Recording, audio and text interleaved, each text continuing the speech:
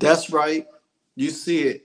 The Washington Commanders picked their guy, the guy that I wanted, the guy that I was on fire for since the beginning of the seasons when free agency started, when the off season started. I knew that Jayden Daniels was going to be the guy. I didn't care about all the hoopla. I didn't care about all the noise. I wanted Jayden Daniels. I think, to me, I felt like Jayden Daniels was the best quarterback in the draft. I feel like Jayden Daniels has the most, his smoothness, his calmness. He's not egotistic. He's humble. Um, I don't think Drake May was ready. If you seen that the Patriots picked Drake May because he's going to be able to sit for a year. Same thing with Michael Penix over there in Atlanta, behind Kirk Cousins. Caleb Williams went number one in the draft, which I feel like these two quarterbacks are starting, you know what I'm saying? And it's crazy because there's a record for quarterbacks going in the first round. All six of these quarterbacks, from Caleb Williams, Jayden Daniels, Drake May, J.J. McCartney to Minnesota, Bo Nix to Denver, and Michael Penix to Atlanta. Six quarterbacks. And all six of these quarterbacks had good careers. Three of them played in the Pac-12. That's Caleb Williams, Penix, and Bo Nix. And they all played against each other. But Michael Penix was the one that went to the national championship against J.J. McCartney and lost. So that says a lot. Jayden Daniels had the most. He won the Heisman, and he had the most yardage out of all of these guys. And his yardage compared to Joe Burrow, who also won the Heisman and won a national championship at LSU. Like I said before, everything that was leading up to this was nothing but smoke screens. It was all smoke screens from that point. There was no doubt in my mind that Jayden Daniels was not going to be picked. Even through the combine, you seeing how he was able to put the ball on placement. He's going to give this Washington Commanders team a whole lot of a whole lot of um whole lot of pizzazz. Um, I do believe that Kingsbury is going to create a great offense around him. I still think the Commanders still need to do a lot more in the next couple of rounds. Offensive lineman, wide receiver wise, other stuff throughout the draft, which I'll be, wrapping up day one. But this is my day one recap. I'm excited. I'm glad, that Jayden Daniels is here. Um, like I said, now I can get my Jayden Daniels jersey. I can get my Jayden Daniels. I just want to know what number he's going to get. So hopefully by tomorrow we'll know what number Jayden Daniels will be. I hope it's number 5. The whole trust will be a good sport to give it to him. It's an exciting time in Washington Commanders land right now. Like I said, I've been on the Jayden Daniels train for so long. I watched this guy play in the SEC. I watched him play all year long, just like I watched all the other guys. Jayden Daniels' legs is his great gift, but you cannot underestimate what his arm strength is. Now, he's probably going to gain more weight. He probably gained up to 225. I think he'll be 225 where he don't lose his speed, but he'll be a little bit more durable. Teams ain't going to know how to play him.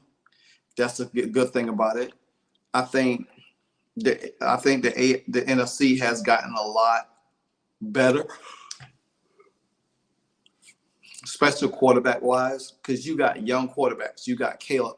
You got JJ. Now you got Jayden all over there. Jayden is going to be the new guy in a division, which I think he's going to hands down compete in that division.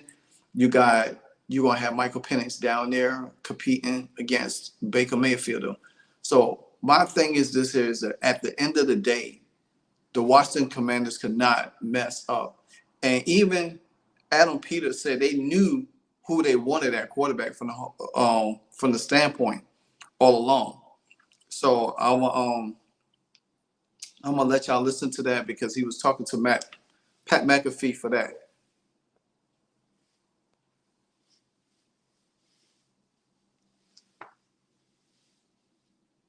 Number 2 overall pick. First year GM for the Washington Commanders joining us, ladies and gentlemen, Adam Peters. Yeah. What's up, baby? How are you, boss? Great. How you guys doing? Doing a lot better now, I can tell you that. Amen. Okay, so let's talk about it as the boys will have some questions for you, and thank you for taking time to join us here on this big night for your program and for your career as a whole. There's a little bit of chatter about the 2 overall pick maybe being a little indecisive in your camp. You know, the top golf thing generated a lot of headlines. Jayden Daniels sucks at golf, you know, all this stuff. How long had it been, Jayden, and what was the process like to get to this number 2 overall pick for you? Yeah, it was a process, and I think that's what I learned this from the guy next to you. Just being process oriented, and we wanted to get through everything before we actually settled on a decision. But we knew this one for a long time, Pat. Okay, the top golf thing wasn't a potential deterrent, and why did you choose to do that? Because that made a massive ordeal. I assume you saw the reaction by everybody.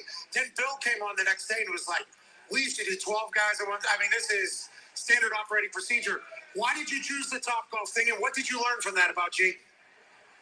Yeah, I think we started doing that when I was in San Francisco, and it was great in terms of just getting everybody together and in a relaxed environment, a good atmosphere, seeing how they interacted, see who gravitated to who. And I think everything gets more magnified when you have quarterbacks, which is something I found out there. But it was overwhelmingly positive in terms of all of our feedback from everybody, and we got a lot out of everybody. And so not just Jayden, but everybody. And in the end, I thought it was really successful. Okay, well, we love talking about it. You gave us like an hour and a half worth of shit. Oh, yeah. A lot of stuff. Yeah, and we appreciate it a lot. And then we hear Drake talk about it, JJ talk about it. All right, so you heard what Adam Peters had to say. It was a process, and they was doing that ever since he was over there in San Francisco. And which Jayden Daniels did allude to, he said, because it wasn't a big deal. And he said that also the Commanders didn't want, it was a process, but they didn't want to tip their hand. So Jayden Daniels pretty much knew he was going to the Commanders. It was just a process that they had to go to. And even Bill Belichick alluded to, they used to do that with bring 12 guys in. So the media made it a big thing that, Jayden Daniels don't want to be there. He want to go to Minnesota, Kevin O'Donnell. Kevin O'Donnell. He wasn't happy. His agent was pissed off about it. His PR person had to come and clean it up. But at the end of the day, it was all a smokescreen. And that's why I say every headline that's in the media or posted on social media doesn't need a response to it. Because the fact of the matter is, Adam Peters knew what he was doing. Adam Peters knew that he wanted Jayden Daniels. They was not going to, they showed love to Drake May, and everybody was, at the combine, they was all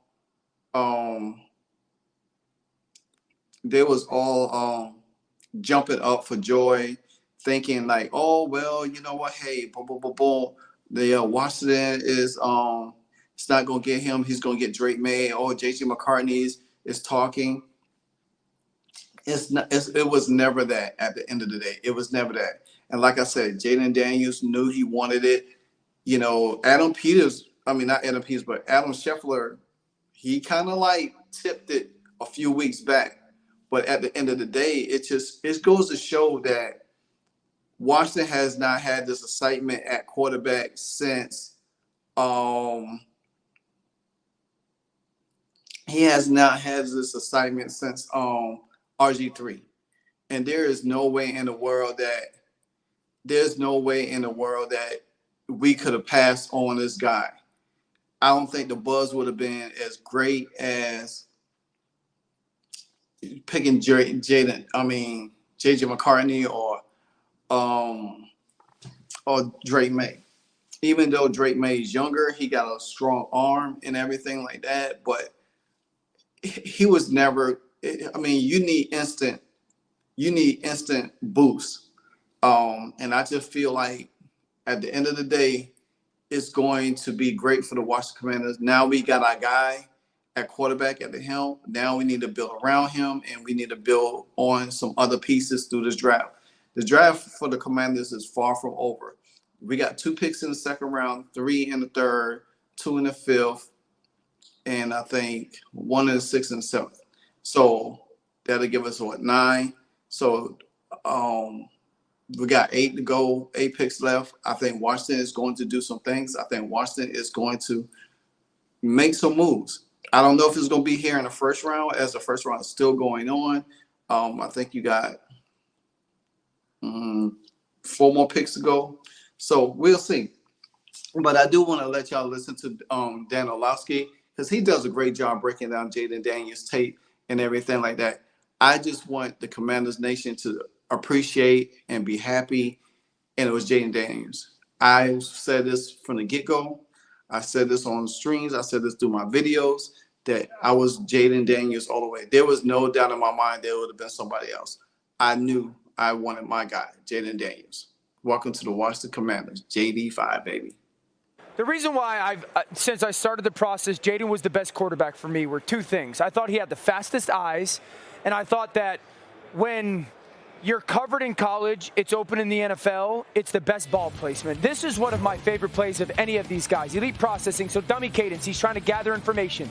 He sees the Mississippi State defenders creep up. You're going to get all-out pressure, cover 0, okay? So he's then going to figure out what's the one-on-one option, how to get the ball in my hands. Bottom right corner, it's 3rd and 8, okay? He is going to know at the bottom of the screen it's a one-on-one route, and you like, all right, I love the one-on-one. I'm going to go take it. I only have 5 guys in protection. They're bringing 7. I'm going to play hot. He changes the protection, complete ownership, and now he's going to figure out what's the one-on-one. Guys, he's going to go throw the ball to the bottom of the screen, and know I have to beat that safety. The bottom of the screen is not going to get open. You know how hard it is in cover 0 to know or expect I'm throwing to the bottom, have a free runner on your chest, he's not open, and get to number 2 of the progression to get to 4th and 1 and convert, and then make the right throw. I don't care if you can make all of them, make the right one. It's a double move out of the slot. RC, you showed it before with Neighbors, a little bit of a stutter go. Hold the safety middle field. See how the safety, RC, open his hips to the field. Now get your eyes back and make this throw off a hitch. He's not open. But Dan, this is one of the best throws I've ever seen, though. Bud, bang. Yes. So, but here's my thing. That's covered in college football. Yes. But in the NFL, that's open. You know what I'm saying? Yeah. And that's why I sit there. That's the perfect example of, like, the ball placement. And that's why there were so many examples of that on the tape. I sit there, and that's, for me, it was CJ. You know how many times you saw CJ make those throws last year? Like, whew. You know, that was the separator. And there you have it. All right, guys. So the Washington Commanders finished the first round of the NFL draft. They picked their guy at number 2, Jayden Daniels out of LSU, prolific. You heard Dan Orlovsky, his eyes, his timing, ball placement, takes his time, doesn't use his legs at first. He surveys the field, because guess what's going to happen? Teams going to have to play Jayden Daniels a whole lot different, because they know he can run. But now they go, especially if he passes and connected on pass plays, it's going to be hard. And to me, he has something that Lamar Jackson don't have. He could throw better than Lamar. See, you could game plan for Lamar Jackson because he's not a threat to throw the ball as much. His legs is it. So you could easily crowd the box. You're not going to be able to crowd the box like that with Jayden Daniels, because Jayden Daniels can hurt you throwing the ball. That's the best thing about him. His ball placement, his throwing the ball is going to, and once he opens up the offense, throwing the ball, him coming out the pocket, him coming out the backfield, running the ball, is going to be even dangerous. And it's going to be almost like how Patrick Mahomes does. Now, Patrick Mahomes is not as fast as Jayden Daniels, but Patrick Mahomes can hurt you running the ball because he's a little bit shifty. He has a little wiggle to him. And he can hurt you throwing the ball because you got to account for his legs, his movement in the pocket, and him throwing the ball open. And you're going to see a lot of that from the Washington Commanders this year with Terry, Jahan, Diami, whoever else they have out there, because they're going to be so concerned of Jayden Daniels running. They're going to have to keep him in the pocket, and he's going to start hurting you passing the ball. You're going to see his passing yards overshadow, but don't make no mistake about it. He's going to hurt you running the ball because teams going to play over aggressively. It happens in the NFL. So with that being said, that's my recap for round one. The Washington Commanders have nailed their quarterback. I'm happy. Commanders fans is happy. Content creators is happy. We got our guy. Now we move on to the next round. I will probably bring a recap to that tomorrow. I think it's round 2 and 3 tomorrow. So, and it's going to be good. It's going to be good. I think round 2 starts a little early. I'm not sure. But anyway, we'll see. But this your boy, Livewire Sports Entertainment, Livewire Sports Media. Continue to like, comment, subscribe, hit that notification bell every time I drop a hardcore video. Until then, hail to the Commanders.